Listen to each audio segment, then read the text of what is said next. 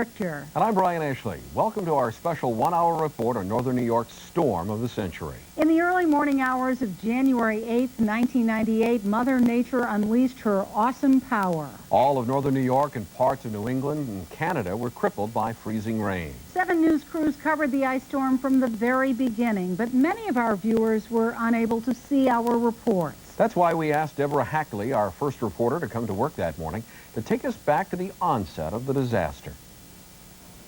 And Brian, Ice Storm 98 will be remembered as the worst disaster to shake the North Country this century. Monday morning, January 5th, St. Lawrence County residents woke up to find their neighborhoods had turned into icy wonderlands. But the beauty was deceiving.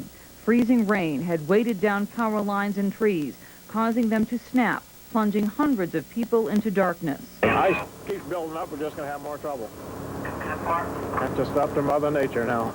But Mother Nature did cause more trouble. The Arctic raindrops moved south towards Jefferson County, causing even more destruction. By Thursday, January 8th, everything was coated in ice. Roadways became ice skating rinks, creating hazardous driving conditions. Icicles several inches long hung from street signs, power lines, and trees. Well, what we're up against is some adverse weather conditions that are letting this water that's coming down pile up on the trees. And then the weight starts pulling the branches over, the branches start pulling the wires over, and you end up with a lot of stuff on the ground that shouldn't be there. It's been pretty rough. The weather, obviously what we got here is another ice storm, and things are only going to get worse for a while. Those words hung true. No one could have predicted an ice storm would keep thousands of people in the dark for weeks, create the highest level of flooding on the Black River, and cause several deaths. It didn't take long for community leaders to respond to the dangerous conditions the storm created. As thousands of people awoke to a natural disaster, emergency response teams were already in action. Officials had been warned a potentially dangerous storm was headed this way, so when it hit, the response was almost immediate.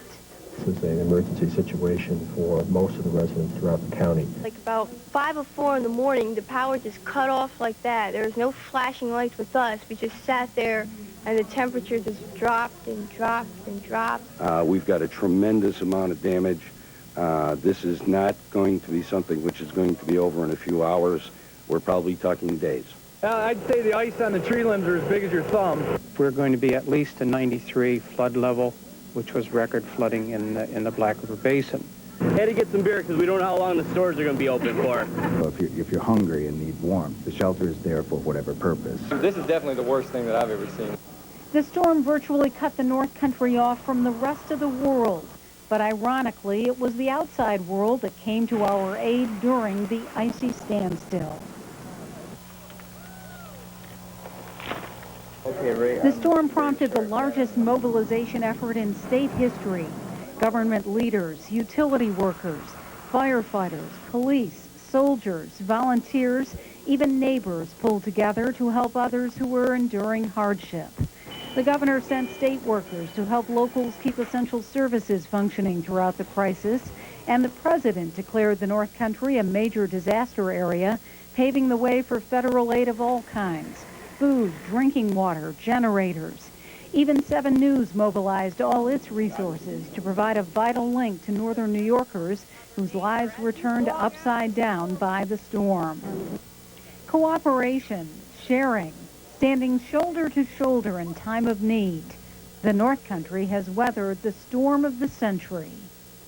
In the light of day, the extent of the damage became more and more evident. Reporter Patrick Salmon has details on just how devastating the storm actually was. It was worse than anyone could have imagined. Complete devastation. A startling fact soon became apparent to both Niagara Mohawk and many North Country people. There would be no power for days or maybe even weeks. The pictures tell the story. Complete devastation. All people had to do was look out their windows. Utility poles snapped like toothpicks. Limbs and whole trees littered streets and yards. Most everyone agreed Ice Storm 98 was worse than any to come before it in the North Country. I think without question it's going to go down as the single largest disaster that this area of the state has encountered, and probably the largest disaster in the state's history given the size and scope of the area impacted. From the air, damage was just as bad. Groups of trees knocked over, debris littering roads and highways. The numbers are almost as startling as the pictures. 96% of North Country people had no power at the height of the storm. Over 100,000 people in Jefferson County. Over 87,000 without power in St. Lawrence County. 25,000 more in Lewis County. All in the dark. There's going to be a lot of people that are going to be out for a long period of time, and the people that are on are going to be lucky. Niagara Mohawk says over 10,000 utility poles will have to be repaired or replaced. NYMO would need thousands of people to rebuild its entire power distribution system in the North Country. We drive by at night, we see these poor people with just a little flashlight or a little candle. And to be honest with you, we're staying in a motel without power. We're in the same ballpark that they are. We just want to get them back online as soon as possible. St. Lawrence County was perhaps the hardest hit. It endured freezing rain for 2 days before the big storm hit. The ice keeps building up, we're just going to have more trouble. That's just up to Mother Nature now. It was almost as bad in Jefferson County. The ice spared no one. Cities and villages like Watertown and Gouverneur. Quiet back roads. And small villages like Antwerp. Devastated like war zones. Lewis County also got hit. Towns in the northern part of the county faced the same headaches. When we get out into the rural areas, the going is going to be real slow. We've just got massive damage out there. This is going to be just about probably as worse as the 91 ice storm. And we're just going to have to work through it, and we're going to do the best we can to get the people back on. Cleaning up this mess will have a big price tag. Niagara Mohawk says just rebuilding the North Country's power system alone could cost $100 million. NYMO says crews will be here well into the spring making permanent repairs. So even though the worst is behind us, there's a long way to go before everything is back to normal. Well, and the ice caused so much damage to the wires, the local crews were overwhelmed. And reporter Laura Lynn Duff has that story. Weighted down branches and utility poles crumbled under layers of ice, leaving people without any electricity, phones, or cable TV. The usual line crews just couldn't handle the awesome repair task alone, and thousands of extra hands were brought in to tackle the dangerous devastation. We pulled together as a team and got a lot of it done, got a lot of work done, but Mother Nature's not going to allow us to quit, I guess. Precariously balanced line crews worked their way around the North Country after the ice storm hit. Conditions like this, sometimes you do the best you can, but it's very dangerous. Niagara Mohawk crews worked on lines that carry over 100,000 volts. Bell Atlantic crews opened the lines of communication. And all these streets up in here were all down. And Hillside, we pulled all up this morning. Yeah. But now there's an anchor that's holding this whole run. Yeah, we've done it's pulling out. Cable crews inched their way up slippery ladders. And electric crews worked to fix down signals. They are working 18 to 20-hour shifts and barely sleeping. Every hour of the day, someone is dealing with downed cables and poles. It's been a rough week, though. Everything tore up. Poles everywhere. Workers say exhaustion and loss of concentration are looming concerns. And adding insult to injury, working conditions are dangerous. 3 probably 6-inch limbs came down, and they just came right down in the same area that we were working, took our ladder down, and broke our windshield in our crew truck. And just lucky it didn't hit us. The rain and the snow and the ice, it's all dangerous, but when we have to work we do. Been a mess up here, working in the snow, the rain, the sleet. The magnitude of financial damage Mother Nature dealt these companies won't be calculated for weeks or even months, but their swift and thorough recovery efforts won't soon be forgotten. We have flooding now up over the curve from the river, and it's going to get higher.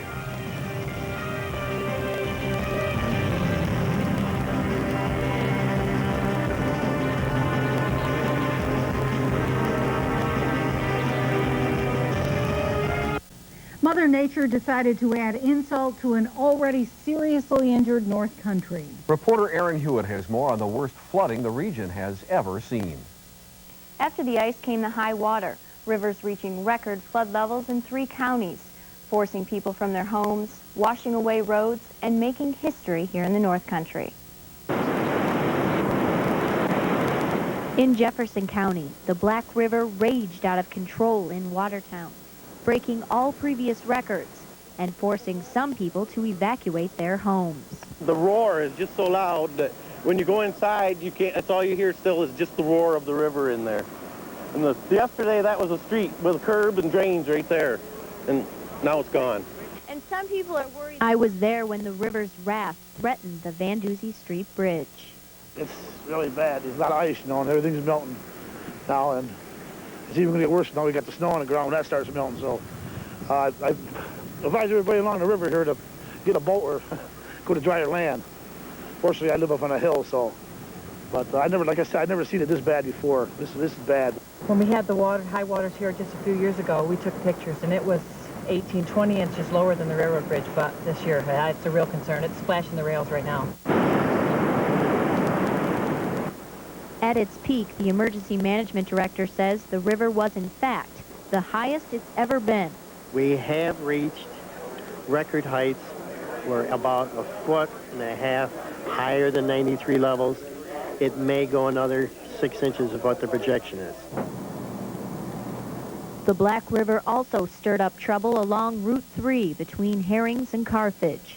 The river consumed everything in its path and forced some people to leave their homes by boat, while others waded through what normally are streets. The current is awful. The current is horrid. I mean, I was walking down through there and it was pulling me and everything, yeah. And when you're driving the vehicles, that's the problem right now. My uncle's on his way down, and the current is actually pulling all this debris in front of him. There's logs, there's huge chunks of ice.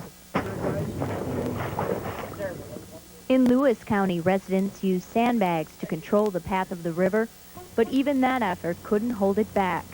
Barns got flooded, roads were shut down, and water flowed over yards as if land never existed. The river's right behind our house, and it just started coming up on the lawn. And then this morning, at 6 o'clock is when our cellar started filling up. The Black River crested Saturday, January 10th, and the river's fury began to subside. In St. Lawrence County, the powerful Oswegatchie River forced dozens of senior citizens to evacuate Cambry Courts in Gouverneur, a housing complex on the bank of the river. It also drove others out of their homes. I come home from work and I got out today. It's the first time I've been out of there since Wednesday night.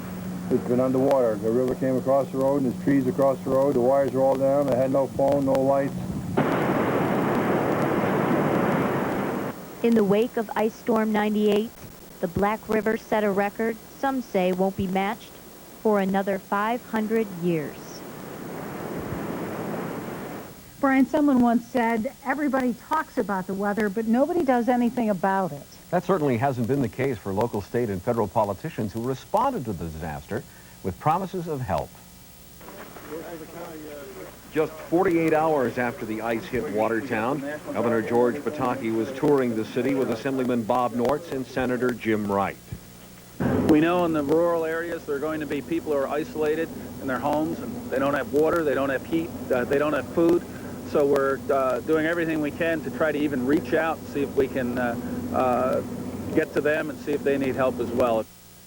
One day later, it was U.S. Senator Alphonse D'Amato's turn to stop and visit with emergency management officials.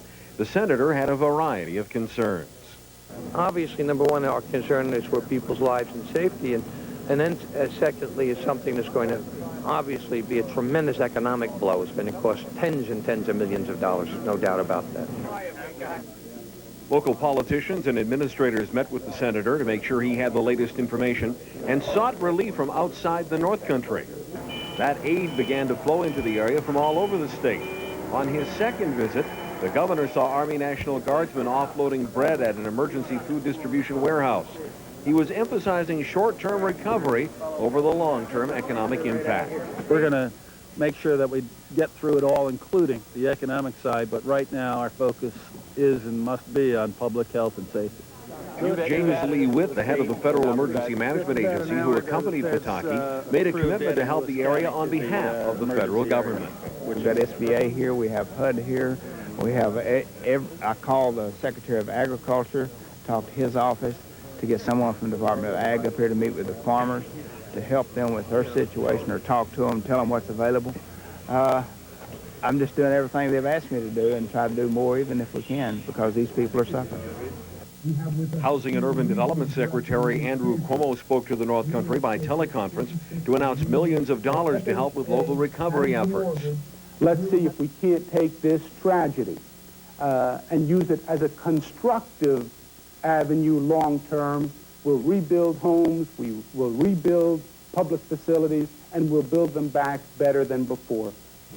Both Senator D'Amato and Governor Pataki made third trips to the area, both men looking for updates on the power restoration issue, and both expressing their concern about the status of the farming community.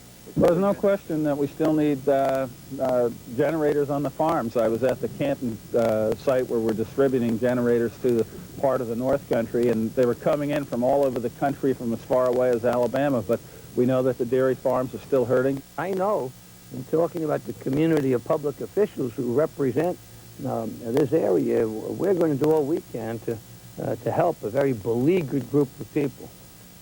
Their visits were brief, but their commitment to help the storm-beleaguered North Country will be long-term.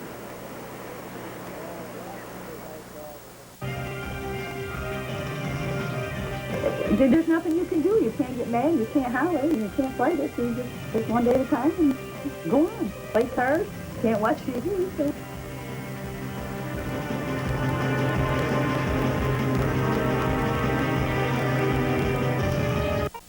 It is amazing to think about how much we take for granted, like electricity. When we lose it, we realize how much we depend on it. But as reporter Elizabeth Franny tells us, we are adaptable.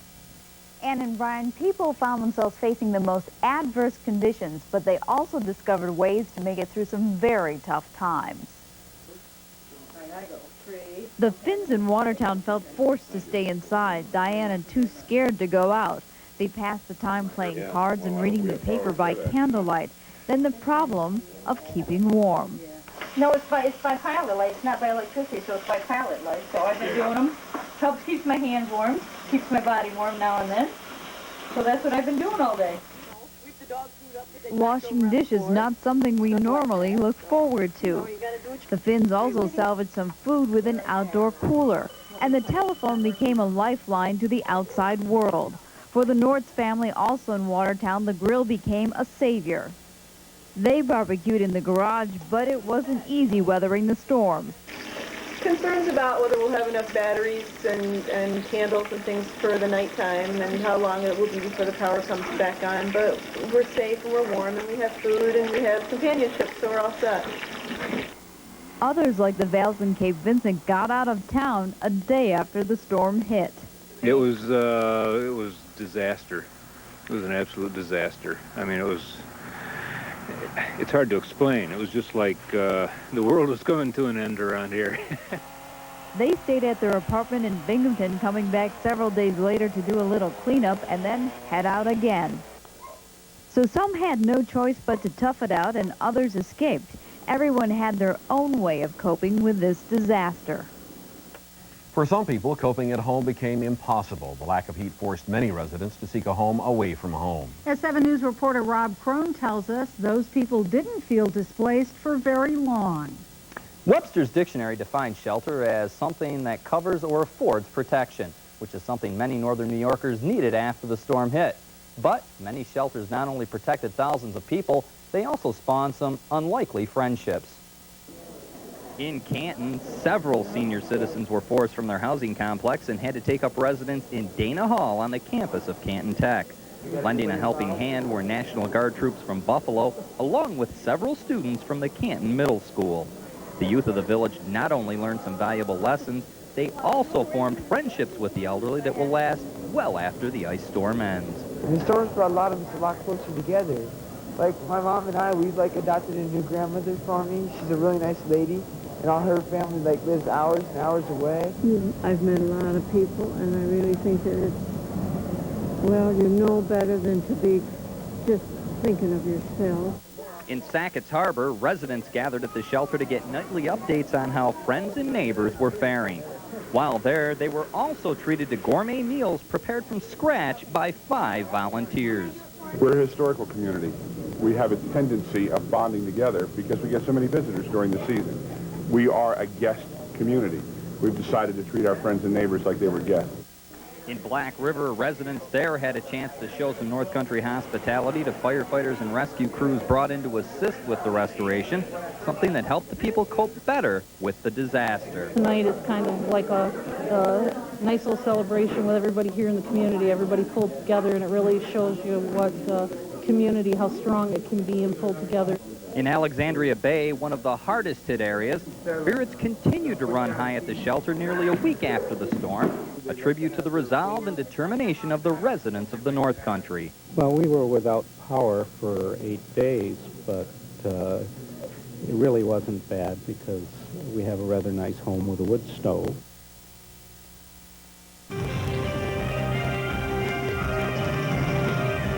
They just ran out of the generator. There was already a line of people here at 20 minutes to 7, and they ran out about 7 generators before us.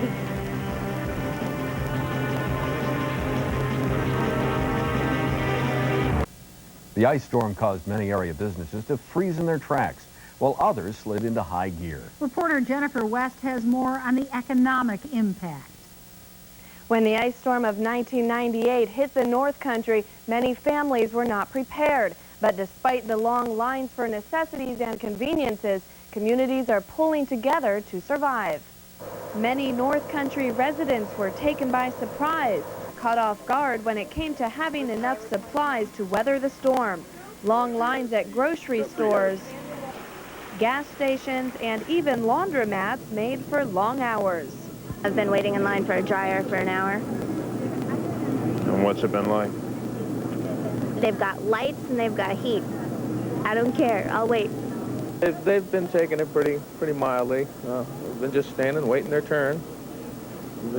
Piles of laundry, they bring it in and just set it on the floor and wait until they get their opportunity to use a washer or dryer. Stewart's customers say lines anywhere from 10 to 40 minutes for a small price to pay to gas up. And while store managers say they've kept shelves full of food, they couldn't keep everything in stock. I have bread, milk, all kinds of groceries. I do have gasoline while it lasts. I got a truck of fresh merchandise last night. I'm just out of batteries and candles at this point. Restaurants that were lucky enough to have power or could run on generators did a booming business. We sold out of rolls about 2 hours ago, so it's been busy. It's been busy. It's been great. Have you ever seen anything like it? No, not since the microburst. Customers aren't complaining either. Good food. We can't cook, so, this is food that we can actually eat without having peanut butter and jelly. Not all businesses in the North Country thrived during the storm. Many were hit hard and had to close. Watertown Mayor Jeff Graham said, with disaster all around us, let's not forget who this is really hurting. I don't think we should be oblivious to the fact that the private sector, small business right up and down the line, is suffering a huge loss in sales. Speaking of essentials, generators were at the top of a lot of people's lists. But as reporter Julie Kelly tells us, some consumers may have become victims, not just from the storm, but from price gouging. Ann and Brian, generators became a necessity during the ice storm. The survivalist heating unit caused some businesses to thrive, while others illegally took advantage of desperate people. These icy remnants literally left a chilling aftermath during the ice storm of '98. They forced more than 200,000 people to survive without power. And because of that, getting a generator became an obsession for many. Mobs of people stood in line for a chance at getting their hands on just one. to make our home more livable, to make it so that we don't feel like, oh, we're in a war zone, Oh, it's going to make a big difference for me. We'll be able to go into church and it's going to be warm then. This sound of survival also paved the way for some people to become victims. We've heard a variety of scams that are being perpetrated against individuals who are somewhat desperate now. 7 News broke the story of one alleged price gouger. We're hearing that your generators are twice as much. I mean, you're asking people to pay twice as much in a time when people in the North Country are really struggling. I don't know. The Attorney General's office says James Beachy of Beach Boys Equipment Company of Syracuse allegedly sold 25 DeVilbiss brand generators for twice the retail price. Beachy is just one of many who could possibly face a stiff penalty. I do anticipate being back to announce additional lawsuits. It's inevitable just by virtue of the number of complaints that we are receiving. Even with all the complaints, many businesses did treat their customers fairly. It's those which didn't that may face a stormy legal battle. One of the North Country's biggest industries literally saw its hard work go down the drain. 7 News General Manager Kathy Persick tells us about the storm's devastating impact on agriculture.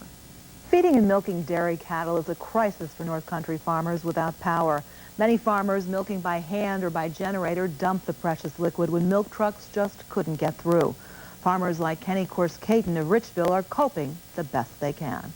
Oh, it's terrible. We're all embarrassed for anybody even be out here looking at it now. We keep our animals clean, but there's nothing we can do. Yeah, we've got plenty of feed here, and as far as getting them fed, it's been no problem at all. We've had no problems getting them fed. It's just the milk that's been the hardest part, with electricity.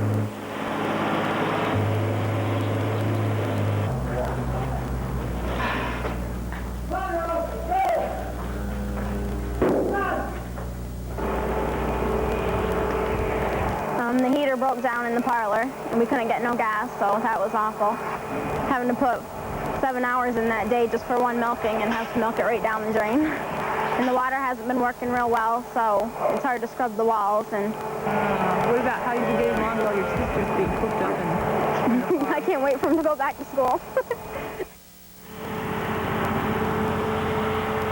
We've lost 20,000 pounds of milk here, and we've been having troubles with my generator. And I guess John Greenwood brought this one in here last night, and it's a blessing to see it. I'll tell you, I feel pretty happy with it.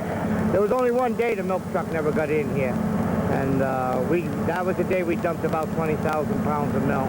What about your losses? Have any idea? Thousands. The water was as high as it's ever been, higher. And this ice storm is the worst one we've ever had since I've had electricity. There was ice on cables that month. You don't want to live through another one like this. Take what we get.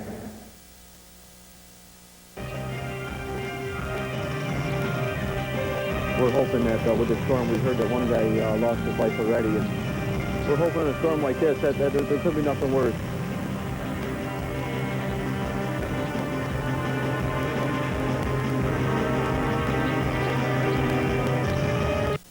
Three people died in the North Country during the ice storm ordeal.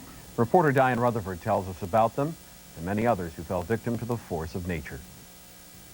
The first ice storm-related fatality happened January 10th in the town of Clayton. A bucket truck slid on the icy ground. The tree removal worker 40 feet above hurtled to his death. He had traveled here from Pennsylvania to help clean up the debris. Then an elderly Potsdam woman died at a friend's home where she had been staying to keep warm. 88-year-old Tasula Karadinas was unfamiliar with the house and accidentally fell down a flight of stairs. Then, less than a week later, firefighters made a grisly discovery. The body of 15-year-old Mary Elizabeth Denner was found in the charred remains of her Carter Street Road home in Lafargeville. A faulty wood stove touched off that tragic blaze. Ice storm-related fires and accidents became all too common as people turned to alternative ways of heating their homes. This blaze at Greg Smith's home on Factory Street in Evans Mills was also caused by a wood stove. There were no injuries. A propane heater was the suspected cause of this house fire on Depot Street in Gouverneur. Jason and Michelle Brown and their 2 children escaped without injury. A kerosene heater was the suspected cause of this Town of Adams house fire. The owners, John and Sue Hurst, were treated for smoke inhalation. 2 firefighters suffered minor injuries after falling off ladders while battling this blaze at Charles Vest's home on Countryman Road in the town of Theresa. The ice storm was indirectly to blame. According to the homeowner, the dog that he had knocked over a Coleman lantern and ignited the floor. The ice storm wasn't just to blame for fires. It caused this barn on Route 28 in the town of Lisbon to collapse, with deadly results. The Crookshank farm lost 6 cows. Friends, family, and volunteers worked to free the rest of the herd. Words can't express how thankful that we are. It could have been a lot worse.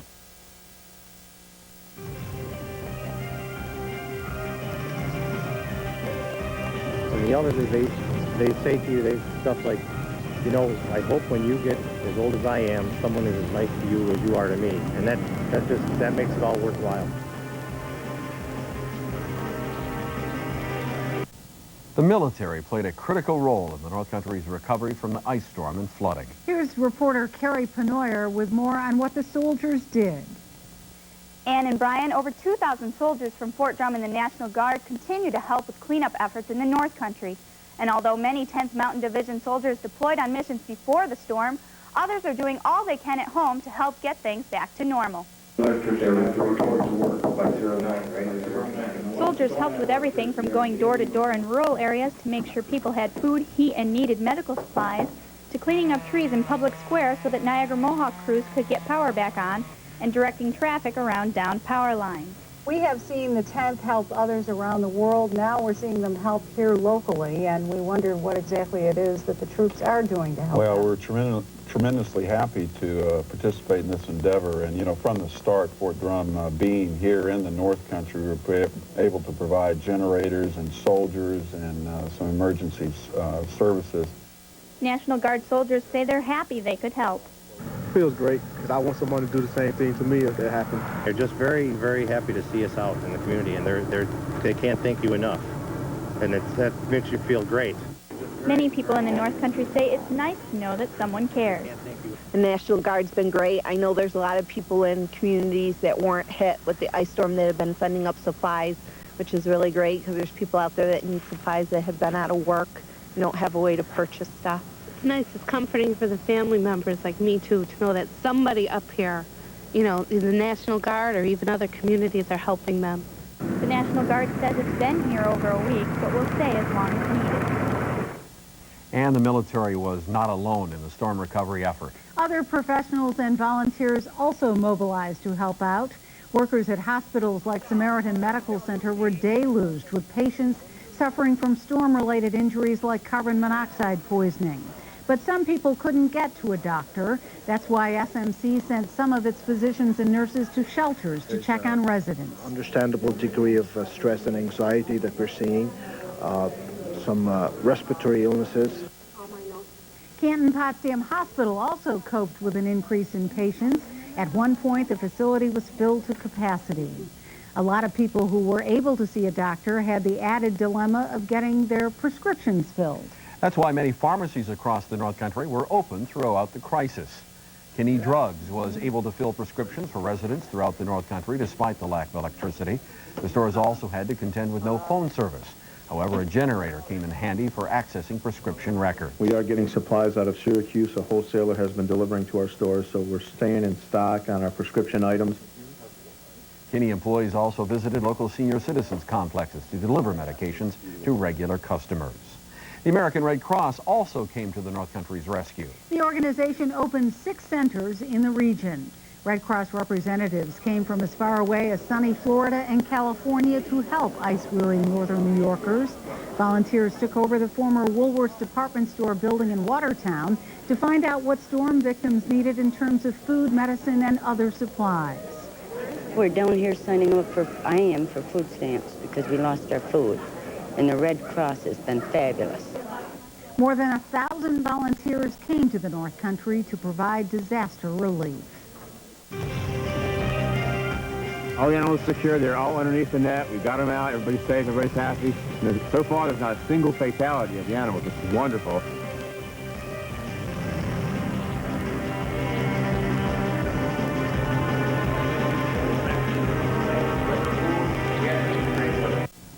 The ice storm left the area fit for neither man nor beast. We have told you how people coped.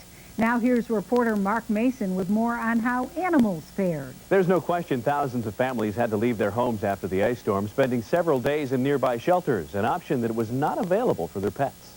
We're going to board the puppies for a couple of days so that we can go find some heat and hot water, maybe some electricity in the bargain. The Jefferson County SPCA, already filled with unwanted pets, had little choice than to accept those left behind by displaced families in the wake of the storm's damage. And I guess our biggest problem is 50% of these will never go home. The shelter will be stuck with them. And here we'll be sheltering them for 2 or 3 weeks, expecting someone to return, then no one will come. Mother Nature dealt a devastating blow to the zoo at Thompson Park, losing thousands of dollars worth of exhibits. Ironically, the only fatality was the death of a wild duck who could have flown away but chose to stay put and weather the storm out at the zoo. The eagle exhibit is devastated, to say the least. It's an $80,000 structure. My guess is it's 75% gone, you know. Other things that have happened, mostly minimal so far. This storm is still continuing.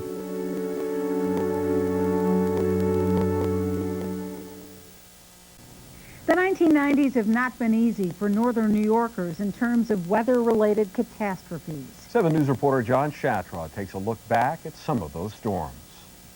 It's been a decade of destruction. We've endured the ice storm of '91, flooding in '93, a microburst in '95, and now the ice storm of '98. The ice storm of '91 was mild and less extensive than '98. The flooding in '93 is a comparative drop in the bucket. The microburst was a very localized storm, but took a great toll. Niagara Mohawk had more customers and people without power during the microburst. But this year's storm took down 11 times the number of power poles lost in the microburst. And it's taking over 1,300 crews and 3,000 people to put the system back together. Our power has been out longer this year, and the price tag is pegged at $100 million. Bell Atlantic has over 600 workers here, and the Red Cross has nearly 1,000 staffers in the North Country. Black River Regulating District officials say this year's flood level would occur once in every 500 years. To put that in perspective, just 4 times since the birth of Christ.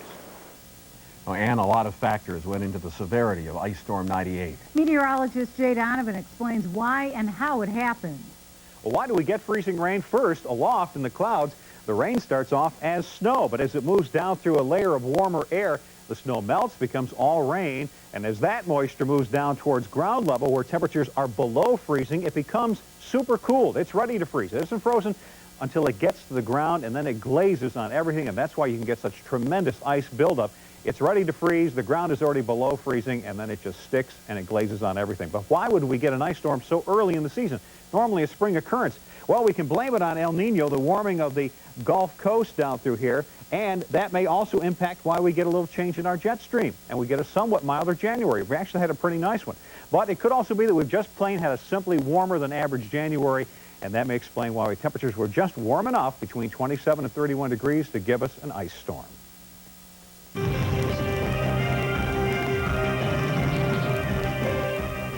You just forget that you just push a button and the light goes on. I'm used to walking around with matches or a flashlight.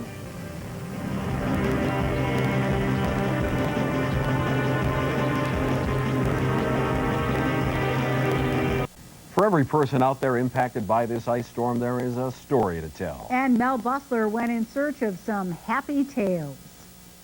And Brian, we found out about all the bad things that happened with the storm. There had to have been some good things associated with the ice storm. That's why I'm here at the local mall to find out if anyone has some good stories to tell about the last week. Getting to go stay with my mother was nice, and the whole family was home from Mississippi and from here, so we all got to have like a family reunion.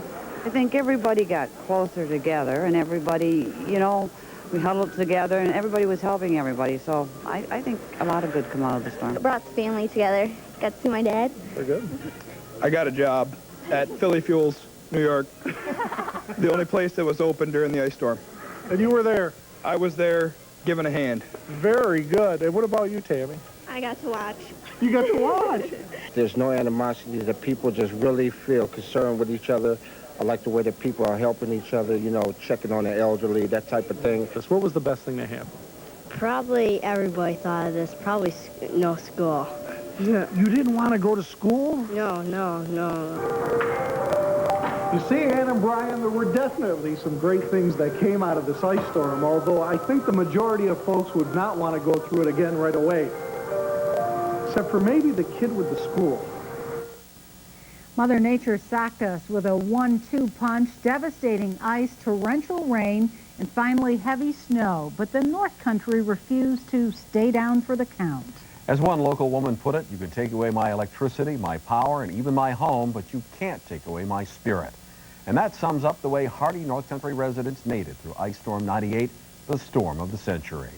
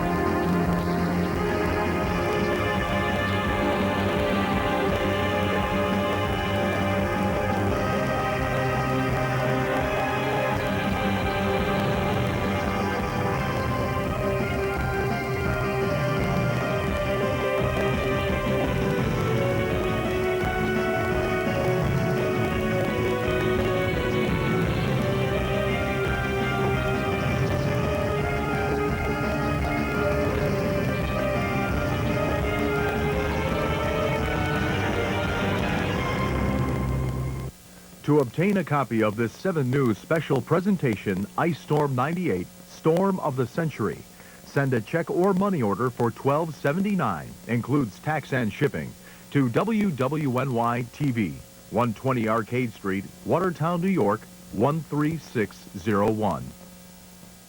Tonight's special 7 News presentation of Ice Storm 98, Storm of the Century, is brought to you by these fine sponsors: Modern Day College, Morrison's Furniture Store, Gray's Flower Shop, Watertown Appliance and TV, Travelers Insurance, and New York Casualty Insurance. We thank these sponsors as well as the countless thousands in the North Country who bonded together through these most difficult times of Ice Storm 98, Storm of the Century.